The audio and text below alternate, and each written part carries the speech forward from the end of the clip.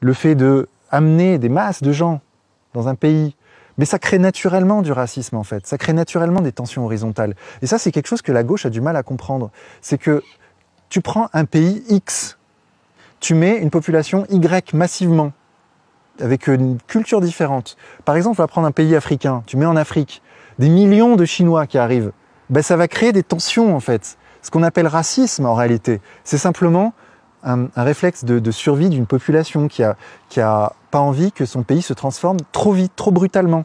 Sa culture, sa langue, son histoire, il y a des choses à respecter quand tu viens dans un pays. Il y a un truc aussi que la gauche a du mal à comprendre. C'est l'histoire du village planétaire et de l'idée de dire on est tous des citoyens du monde. Mais il n'y a rien de plus faux que ça. Et tout le démontre. Tu peux pas t'installer dans le jardin d'un Chinois en disant ici maintenant, je suis chez moi. Non, t'es pas chez toi. T'es chez un Chinois qui cultive cette terre depuis des millénaires et qui, lui, se sent chez lui. Et ce sentiment-là, c'est un sentiment naturel, intrinsèque à l'homme.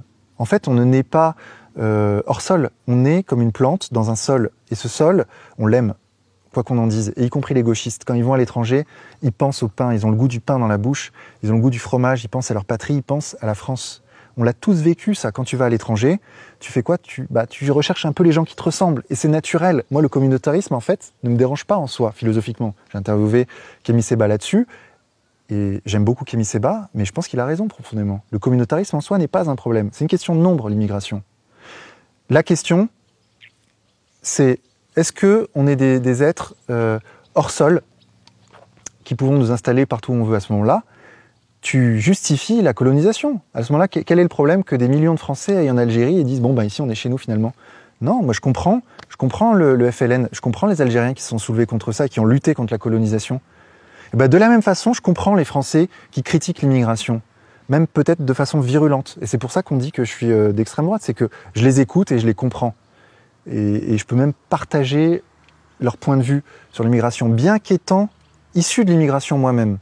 Et même ma mère, qui est colombienne, le dit. Elle dit bien sûr que s'il y a trop de gens qui viennent d'une culture différente, d'un ailleurs, ça crée des tensions et c'est naturel. Et ça le ferait dans n'importe quel pays du monde, je le redis. Vous prenez un pays en Asie, vous mettez des gens qui viennent d'Amérique du Sud, vous en mettez 10 millions et vous regardez le résultat. Le résultat, ce sera ce que les gauchistes appellent le racisme, en fait, qui seront des tensions communautaires, raciales, naturelles, instinctives à l'homme. Alors bien sûr, on peut dire oui, mais alors à ce moment-là, il faut changer l'homme. Il faut créer un homme nouveau, un homme qui n'est pas raciste, un homme qui supporte ça, le fait d'accueillir chez soi des millions de gens. Bah ouais, mais ok, moi je veux bien, mais je ne l'ai pas vu cet homme-là encore. La réalité donne tort aux gauchistes. Ce sera ma conclusion.